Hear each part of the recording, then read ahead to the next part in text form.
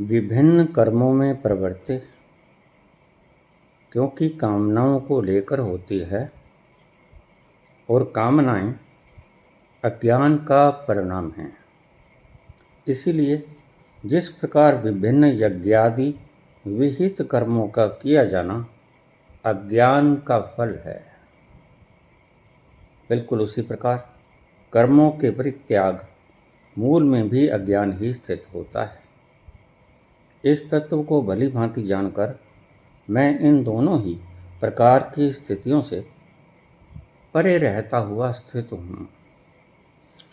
अष्टावक्र बा कमाल है।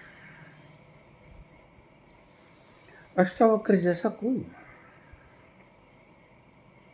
अष्टावक्र कहते हैं कि तुम्हारे एक कांटा गड़ गया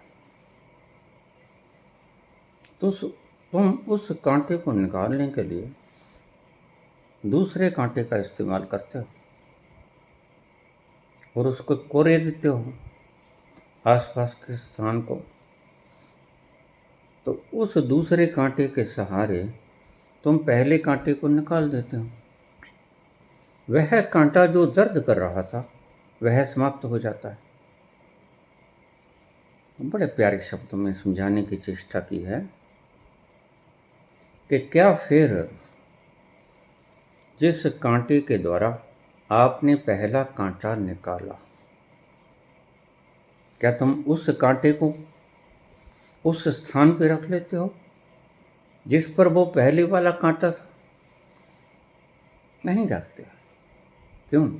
क्योंकि उसका इस्तेमाल वह कांटा जो दुख दे रहा था उसको निकालने के लिए ही किया गया था, और उसके निकल जाने के बाद दूसरा कांटा भी बेकार होता है, चाहे उसने कितना भी अच्छा क्यों ना किया।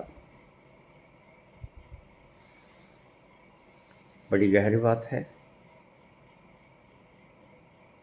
और इसके भीतर बड़ा गहरा शांति का सूत्र छुपा हुआ है।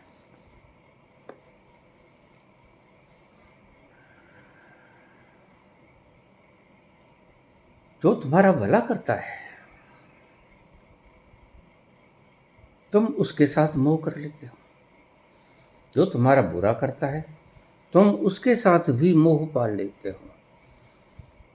यह मेरा दोस्त है, उससे गले मिल लेते हो। यह मेरा दुश्मन है, उससे परे होकर निकलते हो। फिर मतलब तो दोनों से हो गया ना। छुटकारा तो किसी से भी ना हुआ।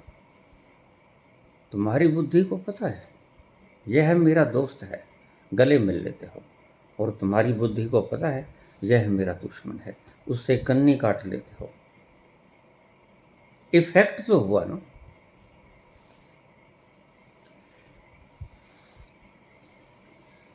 एक व्यक्ति ने मुझे कहा, तुम ये संत लोग सारे दिन मुक्ति मुक्ति लिबरेशन लिबरेशन करते रहते हो, भला लिबरेशन से क्या होता है? भले चंगे हैं, बढ़िया खाते हैं, बढ़िया पहनते हैं, क्रियाकलाप करते हैं जो चाहते हैं, घूमते फिरते हैं, सैर करते हैं, मुक्त ही तो हैं।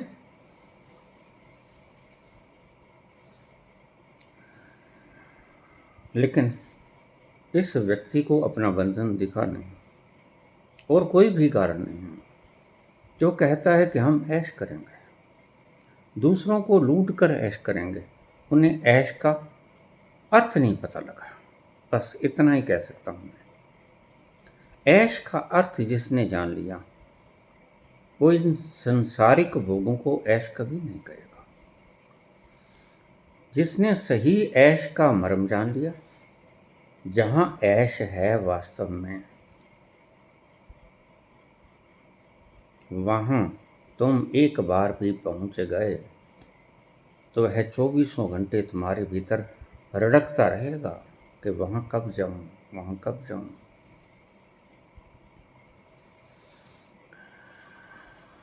मैं अक्सर अपनी मंडी में ठंडी रातों में थोड़े से कंबल ले लेता, इतना सामर्थ्यवान तो नहीं था, लेकिन बस 2-4 कंबल ले लेता। हमारे बगल में कपड़ों की दुकान थी, वहाँ से 2-4 कंबल ले लेता। कई बार उधारी में ले लेता और फिर मैं रात को ठंडी रातों में निकलता। 2 स्थानों पे जाता, या बस स्टैंड या रेलवे स्टेशन, और वहाँ मुझे अक्सर ही लोग कँपते हुए मिल जाते सर्द रातों में। और अगर घर के कटोरदान में मुझे कुछ फुलके मिल जाते, वो भी ले जाता साथ में।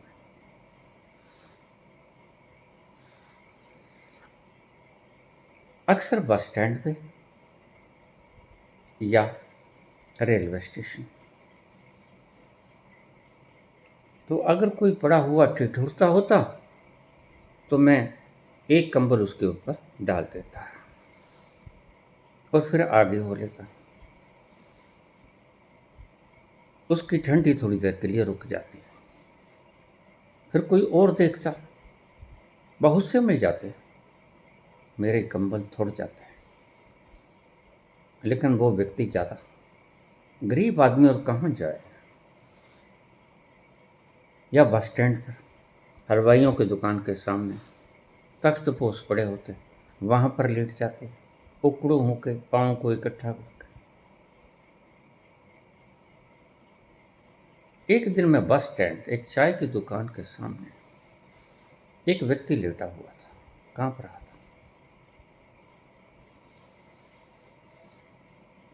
मैंने उसको ऊपर कंबल डाल दिया तो वह झट से उठा, उसने हाथ जोड़ लिए। बाबा तुम कौन हो? मैंने कहा मैं तुम्हारे जैसा ही हूँ, ठंडी लग रही है, एक और डाल दूँ?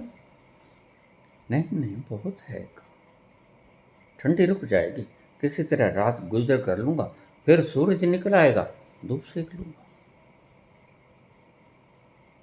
मैंने कहा कुछ भूखे तो नहीं हो? वो तो हूँ बाबा, 2 दिन से कुछ नहीं खाया। तो ये ले फिर तू खा ले, ताज़ा है, शाम का पका है, 2-4 घंटे हो गए। तो उसे खा लेता, बड़ा खुश होता। मैंने उससे कहा बात सुनो,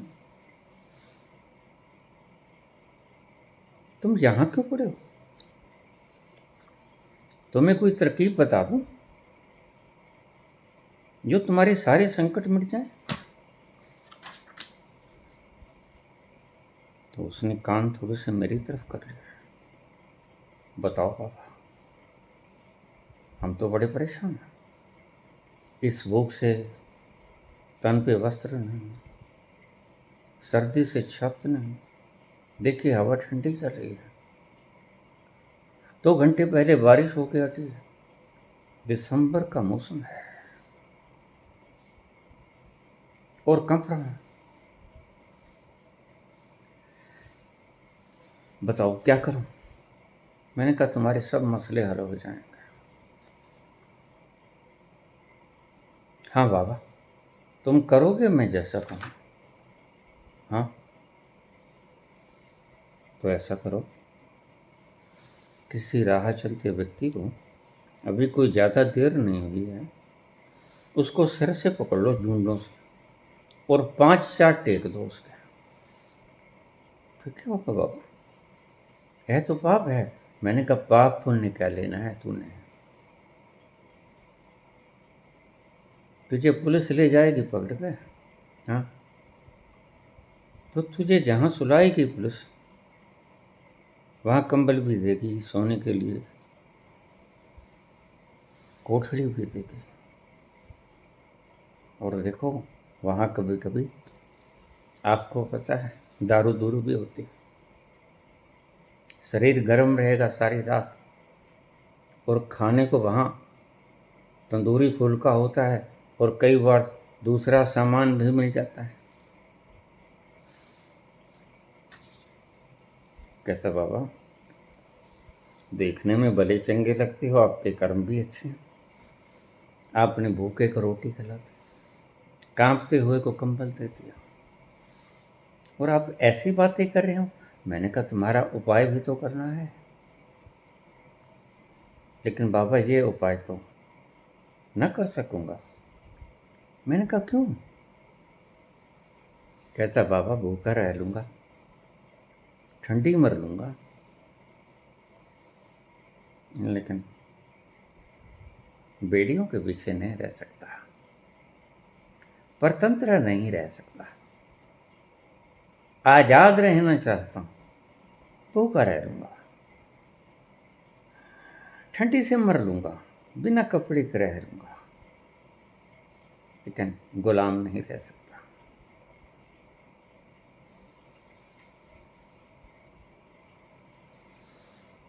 ऐसी ही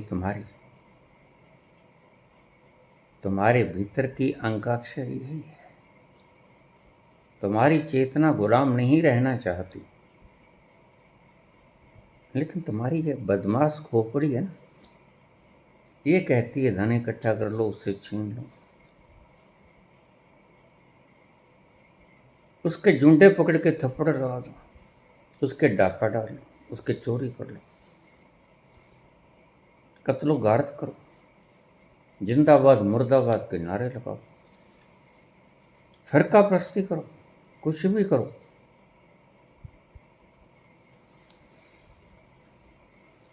एक सर्दी से कांपने वाला व्यक्ति, भूख से त्रस्त व्यक्ति, शरीर पे कपड़ा नहीं, वह भी गुलामी नहीं चाहता। वह भी इतना आजाद है कि वो कहता है भाड़ में जाए। और मैंने कहा वहां पिटाई बिटाई नहीं होती। जज के पास जाएगा, तुम कहो हाँ जी मैंने ये सब किया है, कुछ चाहे कहलवा लो, लेकिन मुझे खाने को टुकड़ा, सोने को स्थान दे दो, कंबल वगैरह दे दो, कुछ चाय वगैरह भी मैं सुना है देते हो आप 2 बार। तो ऐसा कुछ जो मर्जी कहला लो, मैंने किया। किसी का जुल्म भी, किसी का दोष भी, किसी का गुनाह भी मैं कबूल कर सकता हूँ, ये कह दो ना। नहीं बाबा, ऐसा कैसे कह दूँ? कहने की क्या जरूरत थी बाबा, मैं कर ही देता ऐसा। गणेश सेठ लोग मेरे सामने से गुजरते हैं, उनकी ठुड्डी पे 4 मारे होते, उनकी जेब में से पैसे निकाले होते, मैं ऐसा थोड़ी रहता था। तुम कहते हो आजादी का क्या मतलब है? आजादी का ये मतलब है, तुम तो जो आजादी के, जिन्होंने आजादी के लिए प्रयास किया, तुम तो गाली निकालते हो उसको। और जिन्होंने तुम्हारी बंधनों को और ज्यादा प्रलोम करना की कवायद की, तुम्हारे दुश्मनों के साथ मिले, उनको उनके पांव पूछते हो। कैसा जमाना है, कैसे लोग हो तुम?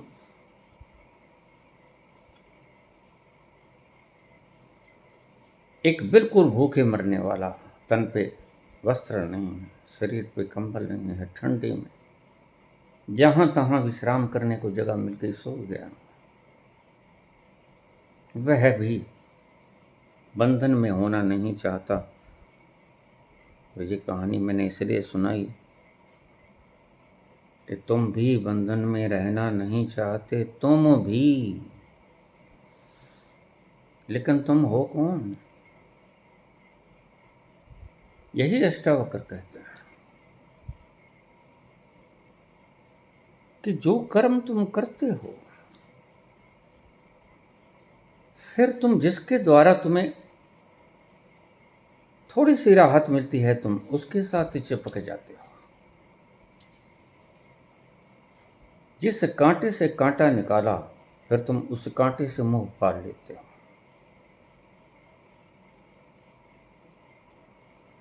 लत शराब की भी वैसी ही होती है, और लत दान की भी वैसे ही होती है। बोल मचन, सिर्फ शराब की लत ही लत नहीं होती, लत दान करने की भी होती है। हालांकि इन दोनों के बिना जिंदगी जी जा सकती है। बहुत से लोग हैं जो शराब नहीं पीते और जिंदगी मजे से जी रहे हैं।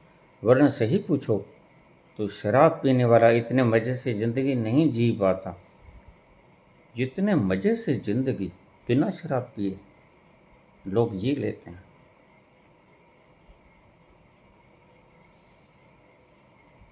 तुम्हें शायद ये बात समझ नहीं आएगी।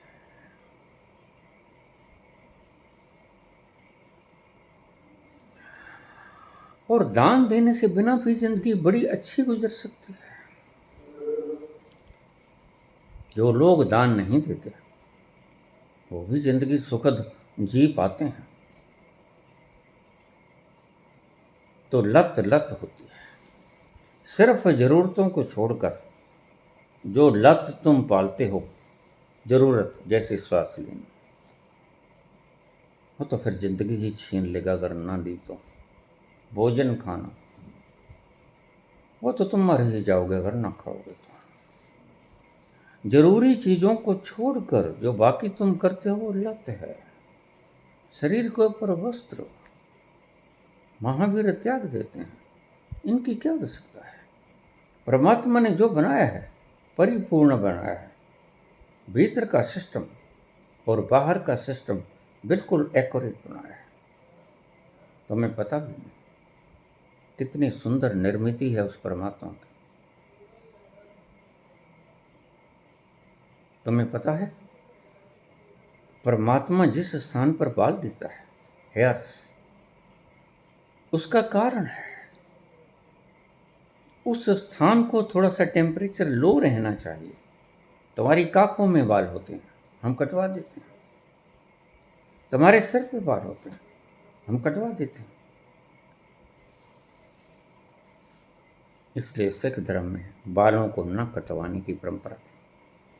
बल्कि सिख धर्म में तो बड़े सख्त अल्फाज प्रयोग किए गए। वो बालों को कटवाना नहीं कहते, वो कहते हैं बालों को कत्ल करवा देते। परमात्मा ने बाल दिए हैं और जितने घने लंबे बाल वह चाहता है तुम्हारे हों, तुम रखने नहीं देते। लेकिन उस स्थान को, तुम्हारी खोपड़ी के भीतर के स्थान को, वहाँ बड़ी बड़ी कीमती चीजें पड़ी हैं और उनको थोड़ी सी कम गर्मी चाहिए, उनको थोड़ी सी ठंडी चाहिए। तो बाल दिए इंसुलेटेड, जो कंडक्टर नहीं है, जो ऊष्मा को भीतर नहीं जाने देते। तो जिस स्थान पर भी परमात्मा ने बाल दिए उसका बहुत महीन कारण था।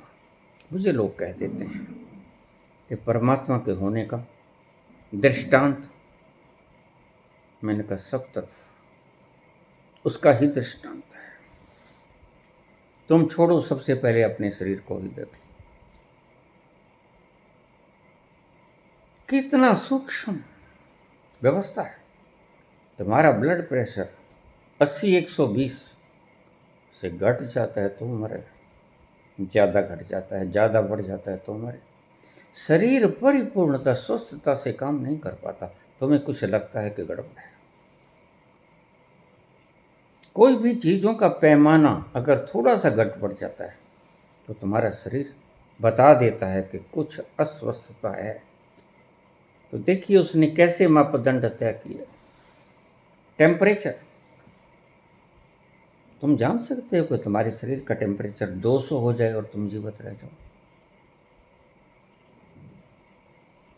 जिसने बनाया इतनी सूक्ष्म अति महीन व्यवस्था, जो तुम्हारे साइंटिस्ट खोजते हैं और छाती फैला लेते हैं कि हमने खोज लिया, वो जिसने बनाया होगा वो कितना सूक्ष्म कारीगर होगा।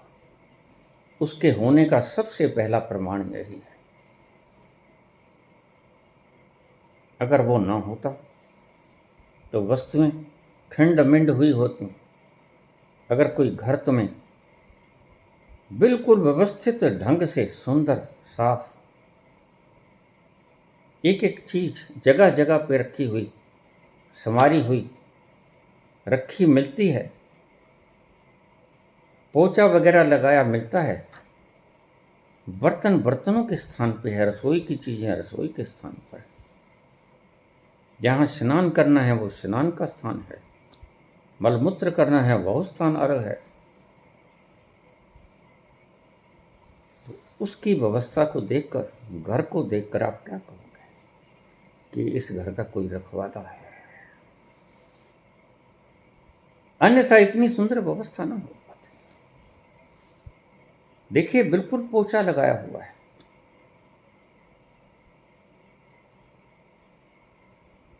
मेजपोश बिछा है, हर चीज अपनी जगह के ऊपर स्टेबल है और सुंदर लग रही है, और इतने महीनता से सजावट की हुई है कि जिसका कोई हिसाब नहीं।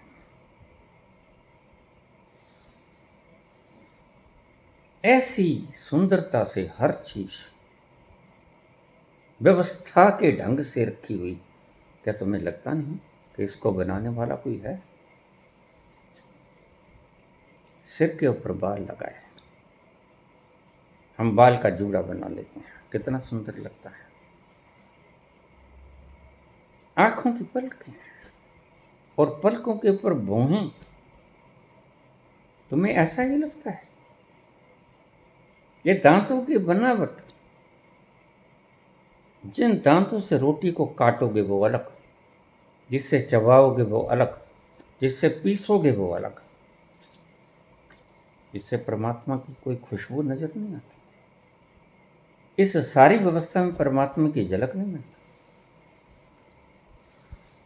चीज एक ही खाते हो,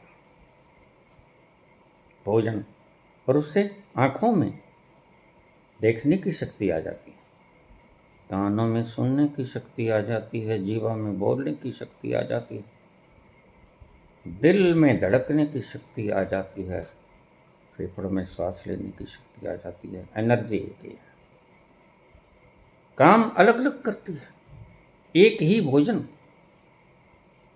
और काम अलग अलग। बुद्धि में जाता है तो सोचने का काम करता है, दौड़ते हो, एक्सरसाइज करते हो, कोई बुरी खबर मिल जाए तो परेशान होते हो, अच्छी खबर मिल जाए तो नाचते हो। ये सारी व्यवस्थापक, अगर कोई व्यवस्थापक न होता तो चीजें खंड मिंड मिलती, कोई वहां पत्थर, कोई वहां पत्थर, आवारा घूम रहे सब, कोई व्यवस्था शरीर की भी ना होती, कोई प्यास भी ना लगती और तुम पानी भी ना पीते, हर चीज मुहैया, प्यास लगती है पानी पहले से मौजूद है, जीने के लिए श्वास चाहिए, श्वास पहले से मौजूद है, ऑक्सीजनेटेड माहौल। आपको पता है वातावरण में 78% नाइट्रोजन और 21% ऑक्सीजन होती है। देख लीजिए क्या अनुपात, 21% ऑक्सीजन और सिर्फ 1% बाकी सभी गैसें, वो हीलियम हो, वो कार्बन डाइऑक्साइड हो, वो अन्य अन्य अन्य,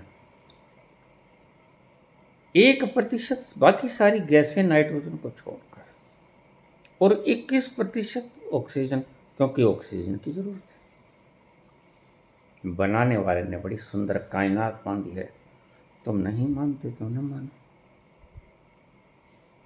किसी का क्या लेते हो, जीवन वैसे ही गुजर जाएगा।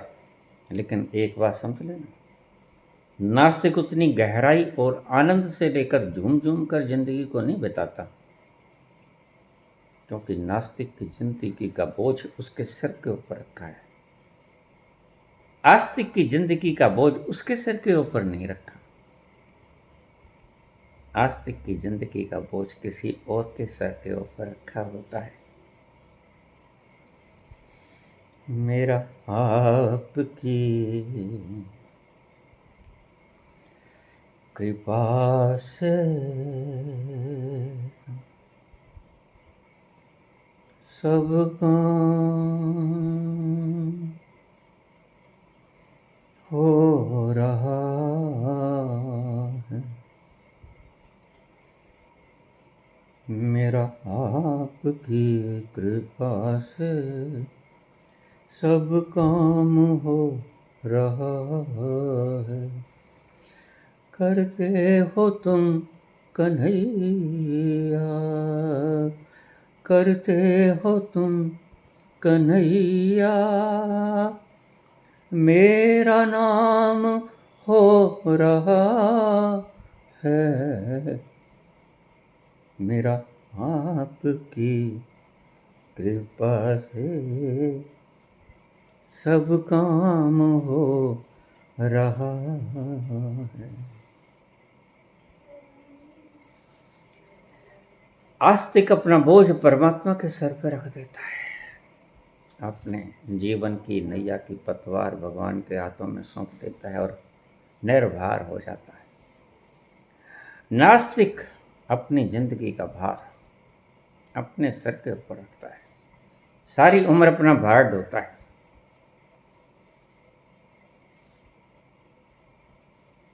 तो समझदार कौन? समझदार आस्तिक।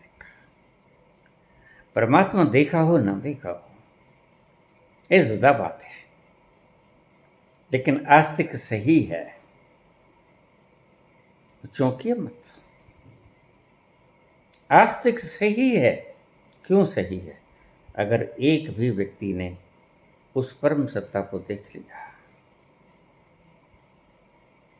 तो आस्तिक सही है, और आपको इस सत्य के ऊपर स्टैंप लगाने वाला कोई ना कोई तो मिल ही जाएगा। मैं ही स्टैंप लगाता हूं। मैंने अपनी नग्न आंखों से उस परमात्मा की अनुभूति की है, उसको देखा है। और ऐसे ही लोग आपकी प्रेरणा का कारण बनते हैं। नास्तिक बुद्धि से नास्तिक होता है और ऐसे ऐसे उल जलूल तर्क देता है, जो देखा नहीं वो होता नहीं। अरे भाई, तुमने भीतर पेशाब बनते देखा? मलमूत्र बनते देखा? तुमने भीतर खून का रक्त प्रवाह देखा? फिर मानते हो उसको? जो दिखता नहीं वो होता नहीं। तुम्हारे शरीर में ही कितनी क्रियाएं हो रही हैं, हर घड़ी नए नए हार्मोन्स पैदा हो रहे हैं। तुम्हारे भीतर एक मशीनरी है, वो मशीनरी लाजवाब है। कौन सी मशीनरी? बाकी तो सभी मशीनरियां लाजवाब हैं। जिगर 350 प्रकार के जूसेस बनाता है, अकेला जिगर, जिसके तुम नाम गिनते गिनते सोचते सोचते रटते रटते थक जाओगे। और वह बनाता है। कहाँ से लेके आया इतना सामान? कहाँ से लेके आया इतना सामान? मत मानो। लेकिन मानने की सबसे ज़्यादा बड़ा फायदा मैं उन लोगों को समझदार समझता हूँ। क्यों समझदार समझता हूँ? क्योंकि मैंने देखा है और मैं उसके ऊपर स्टैंप लगाता हूँ। I have seen with my own necked eyes. अपनी नग्न आंखों से मैंने उसे निहारा, मैंने उसे पिया है, मैंने उसको जिया है। बस तुम अगर मान भी लो तो शुभ है। शुभ है। एक शुभ तो ये है, तुमने जाना चाहे ना हो, लेकिन मेरी आंखों से तुमने देख लिया। मेरे बोलने का ढंग, मेरे बोलते वक्त भीतर से आती हुई वो मधुर वाणी का संगीत तुम्हें लहरा नहीं देता? बस यही प्रमाण है कि मैंने उसे देखा है। और जो मान लेता है उसे ही मैं समझदार कहता हूँ। समझदार मैं उसे कहता हूँ जो सत्य बात को मान लेता है। ए अनार उसको मान लेता है, वह समझदार है। और ए तरबूज, इसको जो मान लेता है वैसे वो मूर्ख है। नास्तिक लोग ए को तरबूज कह देते हैं, बाद में जाके पता चलता है को गलत थे। ए कहीं भी तरबूज के साथ बैठता नहीं, तरबूज में ए आता ही नहीं,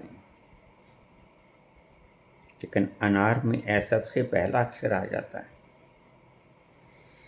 मानना, सत्य को मानना, जो ठीक है उसे मानना बुद्धिमान व्यक्तियों का काम है। देखा हो ना देखा हो, तुमने तरबूज देखा हो ना देखा हो, तुमने अनार देखा हो ना देखा हो, अंगूर देखा हो ना देखा हो, इससे कोई फर्क नहीं पड़ता। मानना तुम्हें निर्भर कर जाता है। इसलिए मैं कहता हूं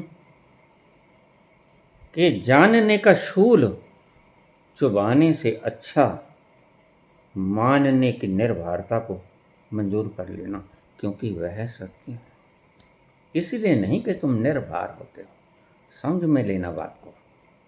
मैं इसलिए नहीं कहता कि मान लेने से तुम किसी और के ऊपर फेंक देते हो अपना भार, नहीं नहीं।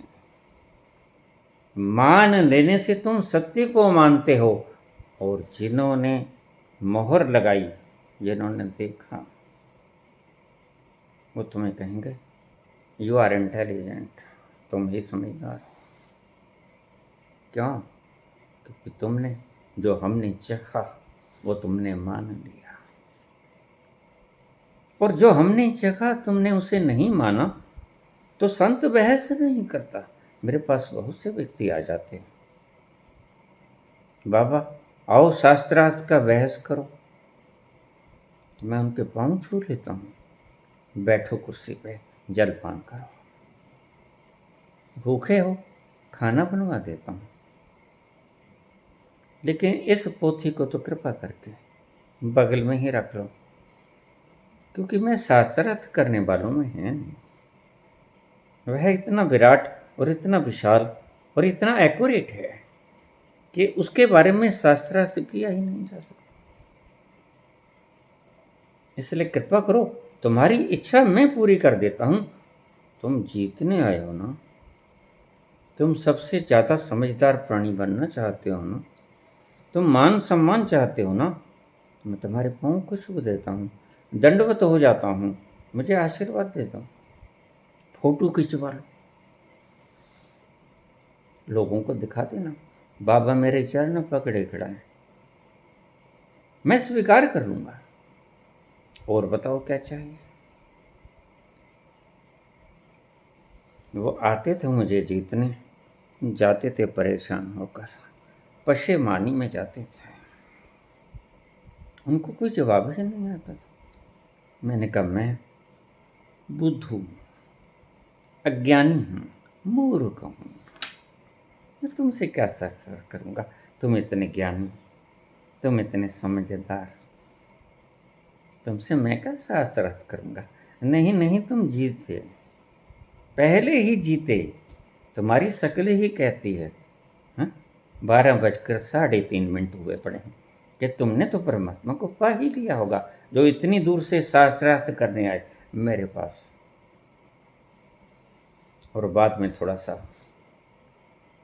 टेटुआ भी उसका दबा देता, अगर परमात्मा को पा लिया तो वहीं क्यों नहीं बैठ जाते। अरे मूर्ख की औलाद, जलपान कर लो, चाय वगैरह पी लो, खाना वगैरह खा लो, और यहाँ से दुम दबा लो, भागो, यहाँ पे नहीं चलेगी।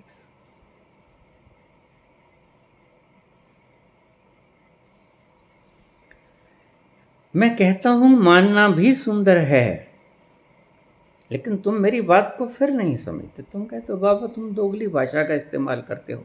अरे नहीं भाई, मैं दोगली भाषा का इस्तेमाल नहीं करता। मैं कहता हूं जो सत्य है, जिसके सत्य होने को प्रमाणित किया है देखने वालों ने। अब किसी ने तो अमरनाथ की यात्रा की होगी ना, केदारनाथ की, जगन्नाथपुरी की, इन पीठों की, सालासर धाम की होगी ना। मैं तो कभी गया नहीं, तो हम उसे मान लेते हैं ना कि हाँ, क्योंकि देखने वाला बताता है कि बड़ा सुंदर है ताजमहल। हमें यकीन करना ही पड़ता है। बस मैं ऐसी बातों को कहता हूँ। ताजमहल है, इसको अगर नहीं भी देखा तो चिंता मत करना, मान लेना, क्योंकि ये है। ऐसी ही बात परमात्मा के लिए मैं कहता हूँ।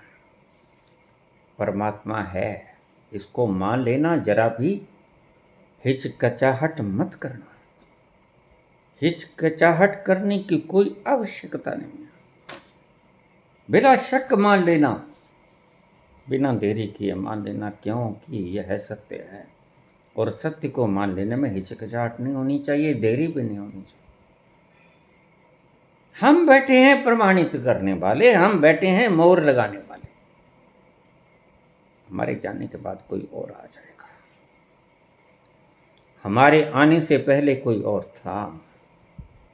कोई नानक थे, कोई कबीर थे, कोई बुद्ध थे, कोई कृष्ण थे, अनेकों अनेक थे। और हमारे जाने के बाद ये मत सोचना कि दुनिया अंधेरी हो जाएगी। नहीं नहीं नहीं, मैं दुनिया का मालिक बड़ा निराला है। मैं किसी चीज की कमी होने नहीं देता। उसकी दुनिया विराट अजूबा है, और उसे अगर देखा ना हो, एक होता है दर्शन, एक होता है अनुमान, एक प्रत्यक्ष होता है, प्रमाण होता है, और एक अनुमान होता है। तुमने प्रत्यक्ष भी नहीं देखा, तुम्हारे पास प्रमाण भी कोई नहीं, तुम अनुमान तो लगा सकते हो। अनुमान बस यही लगा लो कि संत कहते हैं, और जिसने कहा उसके जीवन में परिवर्तन आया। मेरे पास कल ही नीदरलैंड से कुछ पुत्र पुत्रियां आई। मुझे कहने लगी, बाबा कुछ थोड़ा सा फल फ्रूट खा लिया करो, हमें आपकी बड़ी आवश्यकता है। सिर्फ दूध, और इतना इतना सा दूध। कैसा चल रहा है 12 वर्ष से? मैंने कहा, देखिए, मेरा आपकी कृपा से सब काम हो रहा है। करते हो तुम कन्हैया, करते हो तुम कन्हैया, मेरा नाम हो रहा है। वो ही करता है। बस इतनी सी जरूरत होती है। इतना सा शरीर को दे लेता हूँ, कोई जरूर कार की टैंकी को फुल ही कराना होता है क्या? फिर देख लेंगे, जहां तक चलेगा यह पेट्रोल चलने दो। फिर जब पेट्रोल खत्म हो जाएगा तो रास्ते में और डलवा लेंगे। कहीं भागे जाते हैं पेट्रोल पंप। लेकिन उनका क्या होगा जो स्वादों के कारण खाते हैं, कि उनकी तो हो जाने है। हम तो भोजन को शरीर के ईंधन की तरह जानते हैं। बस जैसे आपकी कार पेट्रोल को ईंधन की तरह जानती है। पेट्रोल में कैसी खुशबू बदबू आ रही थी, ये जीव को कुछ नहीं है। जीवन को कुछ लेना देना नहीं, बस जीवन चलता है। हमारा लक्ष्य जीवन चलाना है। और देखिए 12 वर्षों में, इन 4-5 वर्षों में जो बोलना था बोल दिया है। वह अपना काम खुद करवा लेता है किसी को निमित्त बनाकर, तो उसने अपना काम खुद करवा लिया। अगर कुछ बाकी शेष पाएगा कि रह गया, वह और करवा लेगा। यह सिरदर्दी उसकी, हमारी नहीं, तुम्हारी भी नहीं। इसको छोड़ दो।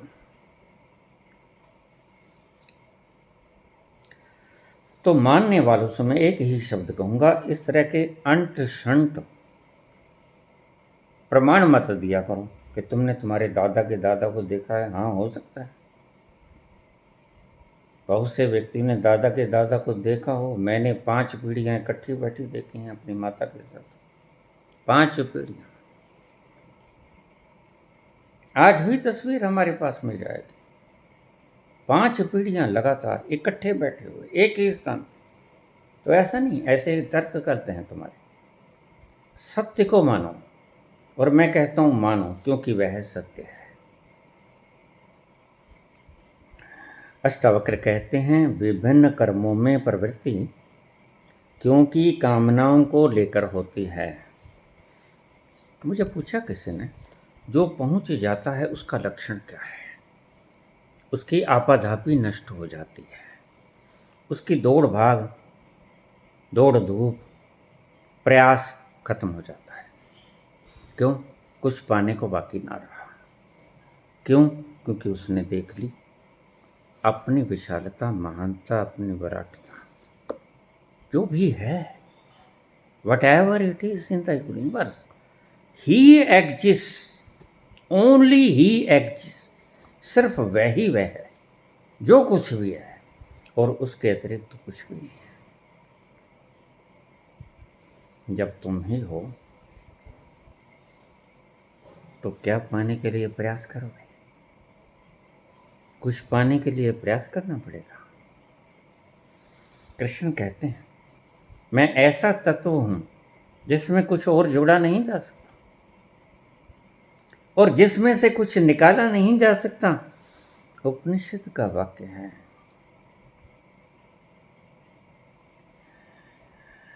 कि अगर प्रेम में से सारा प्रेम भी तुम निकाल लोगे तो भी प्रेम ही शेष बच जाएगा।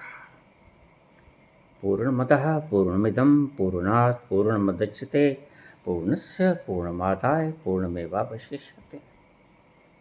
अगर पूर्ण में से पूर्ण को निकाल लोगे तो भी पूर्ण ही बचेगा। अब इस खोपड़ी से हिसाब किताब लगे का नहीं, तुम लगाते रहो। और बहुत से लोग तथाकथित आचार्य इसका अर्थ समझाते हैं, आपको समझाते हैं, बताते हैं, और वह समझ में कभी आता नहीं। क्या खाक समझ में आएगा? 100 में से 100 निकाल लो और 100 बचे जाएगा। इसको क्या खाक बुद्धि समझाएगी? नहीं समझा पाएगी। लेकिन इन आचार्यों ने तो समझाना है आपको, इसलिए कोशिश करेंगे उपनिषदों को भी समझाने की, गीता को भी समझाने की चेष्टा करेंगे, अष्टावक्र को समझाने की चेष्टा करेंगे। जो अष्टावक्र खुद समझ से पार है, बुद्धि से परे है, मन से परे है, उसको समझाने की चेष्टा करेंगे। जो बोला नहीं जा सकता उसको बोलकर बताने की चेष्टा करेंगे। बोलते तो हम भी हैं,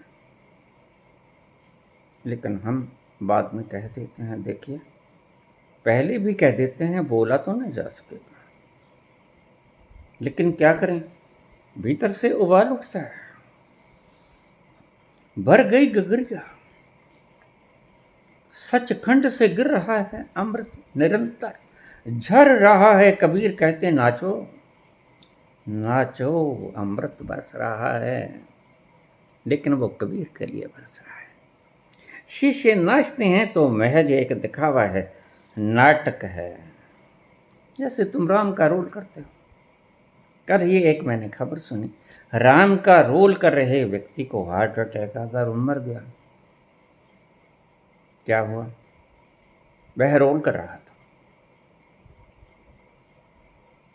ऐसे तुम कृष्ण का रोल भी करते हो, तुम कृष्ण की पूजा भी करते हो, राम की पूजा भी करते हो, और नए ने तुमने मन गढ़ंत बातें गढ़ ली हैं। राम लला आएंगे, कहाँ से आएंगे? वो तो सरयू में गए।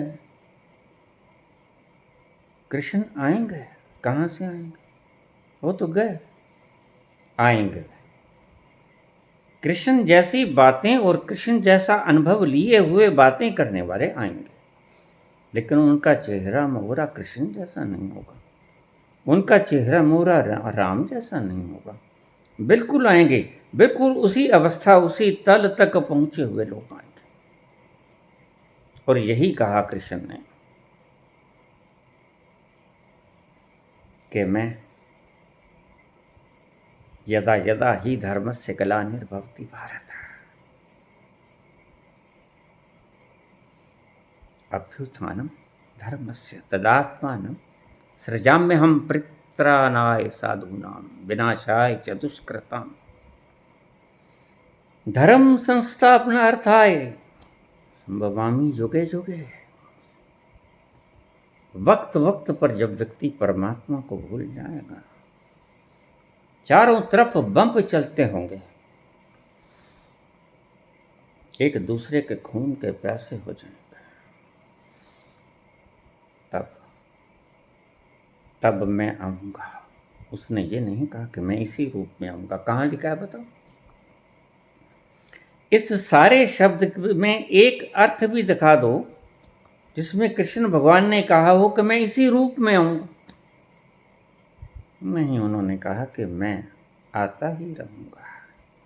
परित्राणाय साधूनां विनाशाय च दुष्कृतां धर्म संस्थापनार्थाय, धर्म की संस्थापना हेतु। धर्म का मतलब हिंदू धर्म, मुसलमान धर्म, ईसाई धर्म, यहूदी धर्म नहीं। धर्म मतलब जो वास्तविकता है, जो सत्य है, जो सत्य है उसको बताने के लिए आऊंगा।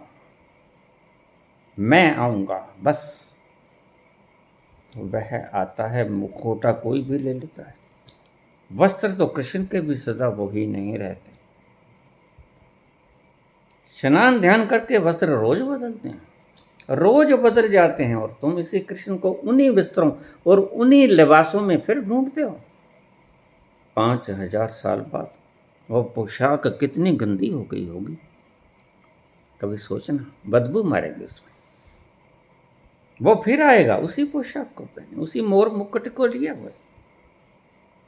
नहीं नहीं, तुम अर्थ समझने में गलती कर देते हो, और तुम्हारे शास्त्रज्ञ तुम्हें समझाने में गलती कर देते हैं। राम राम की तरह नहीं आएंगे, कबीर कबीर की तरह नहीं, नानक नानक की तरह नहीं आएंगे, बुद्ध बुद्ध की तरह नहीं आएंगे, लेकिन आएंगे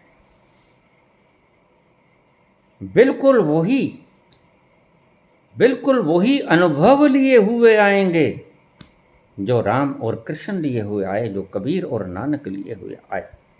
बिल्कुल वही, क्योंकि वही कुछ देखेंगे वो भी वहां जाकर। आपने देखा, संतों की बातें मिलती हैं, संतों की बातें यकसां होती हैं। जो एक ने कहा वही दूसरा कहता है, और तुम कह देते हो ये नकल कर रहा है। और कबीर पहले ही कह चुके हैं, सबे सियाने एक मत। अगर अलग अलग बातें करेंगे तो वह मूर्ख होंगे, मूर्ख अपनों अपनी। सबे सियाने एक मत, मूर्ख अपनों अपनी। अरे भाई, जब चीज एक ही देखी है, तुमने भी ताजमहल देखा, मैंने भी देखा, तुम कह दो कि वह पीला है, वो हरा है, वह काला है? नहीं, तुम भी कहोगे श्वेत संगमरमर का बना हुआ है, मैं भी कहूंगा श्वेत संगमरमर का बना हुआ है। इतनी मीनारें हैं, इतना ऊंचा है, इतना प्यारा लगता है, चंद्रमा की रोशनी में ऐसा दमकता है। सब वही बातें होंगी जो एक ने देखा और दूसरे ने देखा, अनुभव मिलेगा। इसीलिए कबीर कहते हैं, सबे सियाने एक मत। देखने वालों को वो सियाना कहता है, जिसने देख लिया वह सियाना है, और जिसने नहीं देखा उसको मूर्ख कहता है। मूर्ख अपनों अपन। तो मार्क्स कहेगा वो है ही नहीं, मैं क्यों मान। नीचे कहेगा था तो, लेकिन मर गया, गॉड इज डैड। चारवाक कहेगा अरे कुछ नहीं होता, फिर कोई लेना देना नहीं होता। यदा जीवेत सुखी जीवेत, ऋणम कृत्वा घृतम पीवेत, भस्म भूतस्य देहस्य। यह देह एक बार भस्म में मिल गई, पुनर्आगमनम कुतः। किसी ने फिर उसी रूप में आता हुआ देखा है? नहीं देखा नहीं आएगा, तो कृष्ण कैसे आएगा, तो राम कैसे आएगा, कबीर कैसे आएगा, नानक कैसे आएगा। लेकिन वैसे अनुभव को लेकर बहुत आएंगे, बिल्कुल वही अनुभव, धर्म की संस्थापना हेतु, यानी सत्य क्या है ये बताने हेतु। और लड़ाई, लड़ाई सत्य के लिए ही होती है।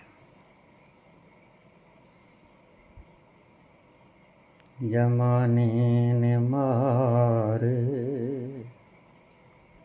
जवां कैसे कैसे, जमी खा गई आसमां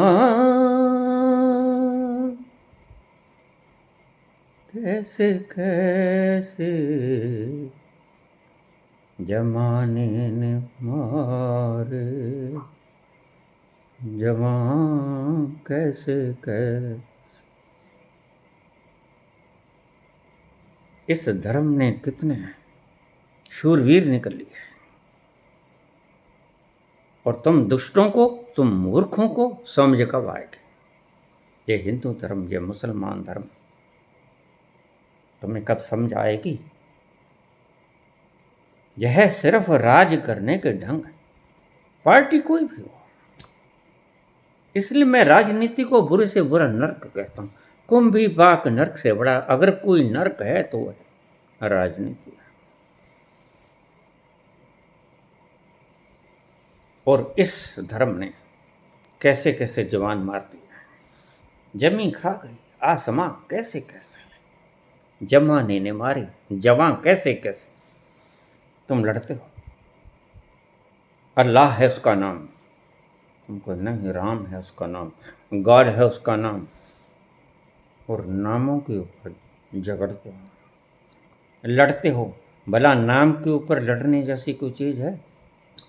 बाबा ने कहा कि नाम तो वो है जो सर्वत्र व्यापक, जो सर्वव्यापक है। जेता किता तेता नाम, जो पसारा है उसको नाम कहता हूं मैं। तुम जपने मत लग जाना।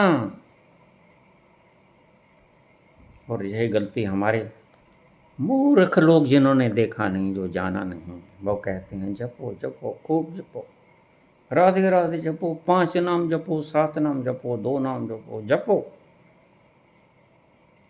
और जब विपत्ति आ जाए, कष्ट आ जाए, क्लेश आ जाए, तो जोर से चरखड़ी घुमा दो। और बाबा कहते हैं जेता किता तेता नाम, ये सारा पसारा जो मैंने बनाया उसको मैं नाम कहता हूँ। बिन नामे ना ही को ठाम, कोई ठाम ऐसी नहीं, कोई स्थान ऐसा नहीं, कोई जगह ऐसी नहीं। No place is there without presence of name. जहां नाम नहीं है, बिन नामे ना ही को ठाम। तुम नाम किसको कहते हो? तुम तो अल्लाह को नाम कहते हो, तुम तो रामकृष्ण को नाम कहते हो। शब्दों के ऊपर मर मिटने वालों, मूर्ख हो, तुम्हें अकल कब आएगा?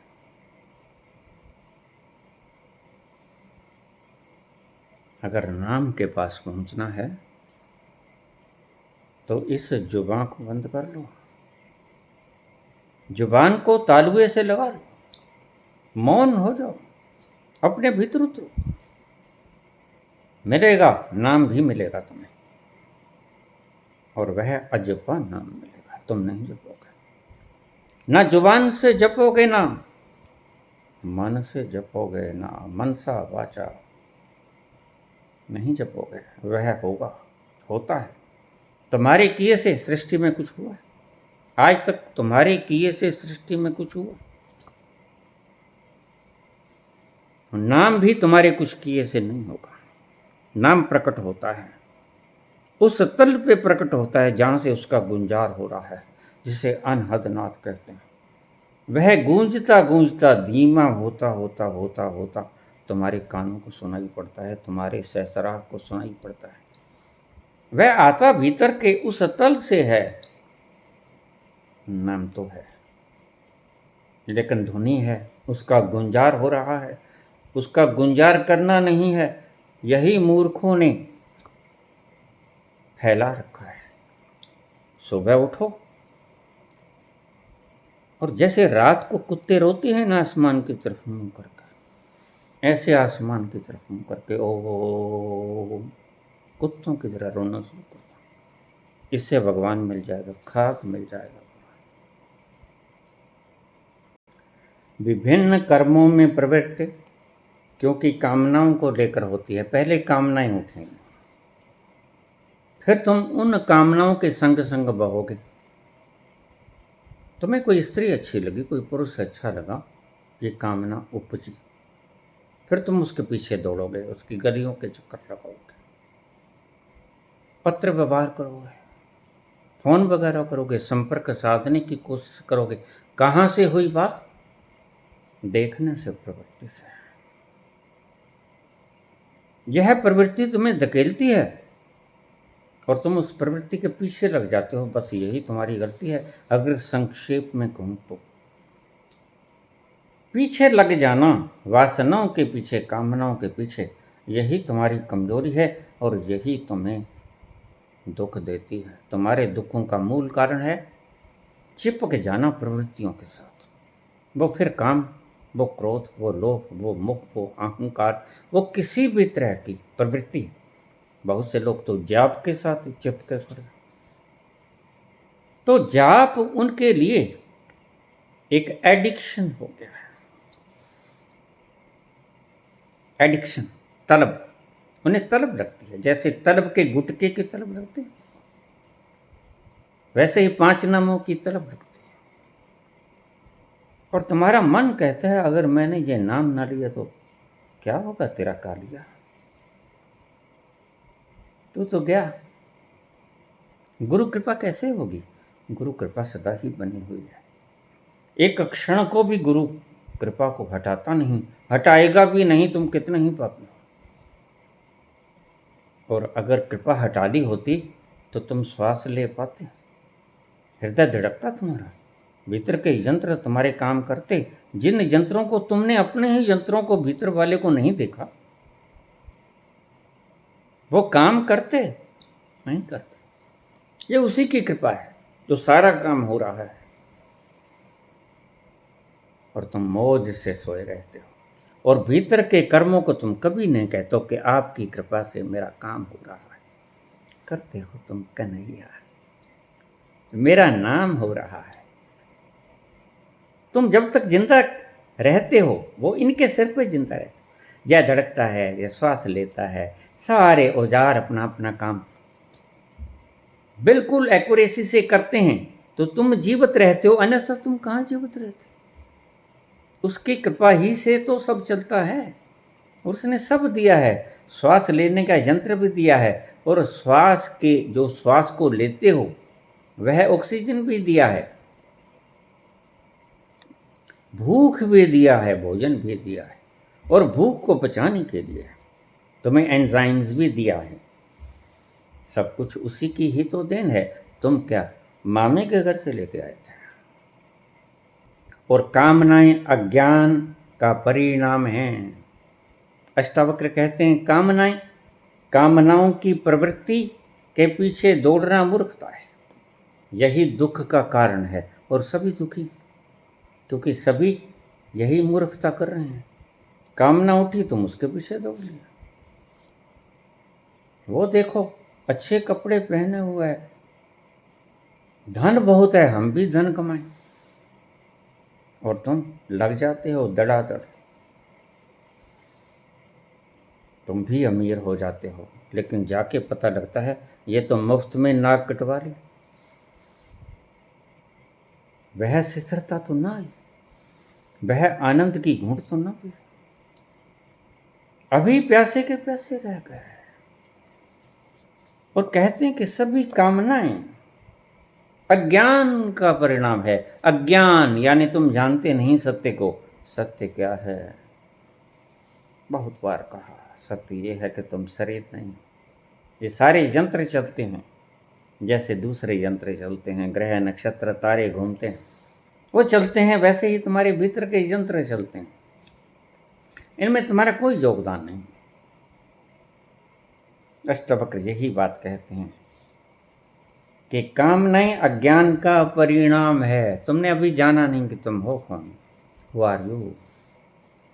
जिस दिन तुमने जान लिया, जिस दिन तुम्हारा अज्ञान मिट गया और ज्ञान प्रकट हो गया, तुमने जाना कि हु आर यू, तुम हो कौन, उस दिन तुम्हारा दुख दर्द हो जाए, खत्म हो जाएगा। उस दिन तुम्हारा कष्ट क्लेश चिंता चिंतनाएं समाप्त हो जाएगी। उस दिन तुम राम राम नहीं करोगे बैठ के, उस दिन तुम राधे राधे नहीं करोगे बैठ के। ईश्वर करे वो मुकाम आए।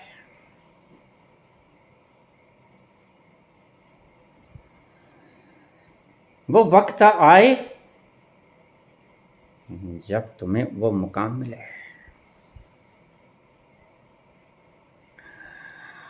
हम इंतजार करेंगे, हम इंतजार करेंगे कयामत तक। खुदा करे कि कयामत हो और तू आए, खुदा करे कि कयामत हो और तू आए। कयामत हो और तू आए, हम इंतजार करेंगे कयामत तक, बहुत देर तक। लेकिन ईश्वर से प्रार्थना करते हैं कि वह रस की बूंद जो तुम्हारा रोआ रोआ मांगता है भीतर का, वह कभी तुम्हारे जीवन में उतरे। तुम एक बूंद का रस चखो, तुम्हारे हलक के नीचे से उतरे। खुदा करे कि कयामत हो, और उसकी इच्छा के बिना ये कयामत नहीं हो सकती। कयामत मीन ट्रांसफॉर्मेशन। यह बदलाव हो जाए। तुम जिस तल पर आज हो वो जान लो कि यह मूर्खता के तल पे बैठा था मैं, मूर्खता के तल पे बैठा था। यह कयामत होती है, ट्रांसफॉर्मेशन। तुम्हारा तल ही बदल जाए, खोपड़ी के तल से तुम अस्तित्व के तल पे आ जाओ। खुदा करे कि कयामत हो और तू आए। जब कयामत होगी, खोपड़ी से उस तल पे पहुंचोगे जहां आनंद ही आनंद बरस रहा है।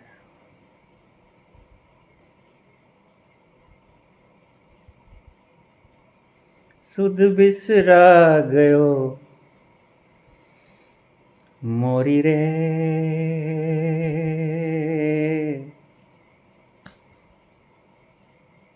कर गयो मन की चोरी।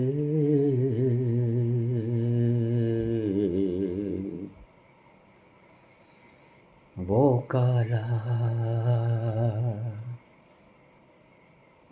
एक बांसुरी वाला कर गयो मन की चोरी रे। सुध बिसरा गयो मोरे,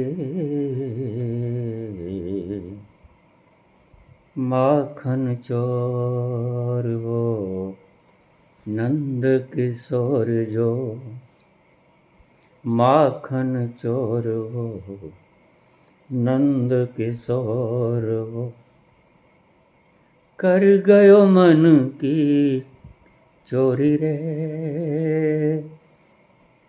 सुध बिसरा गयो मोरे, वो काला एक बांसुरी वाला। धन्यवाद।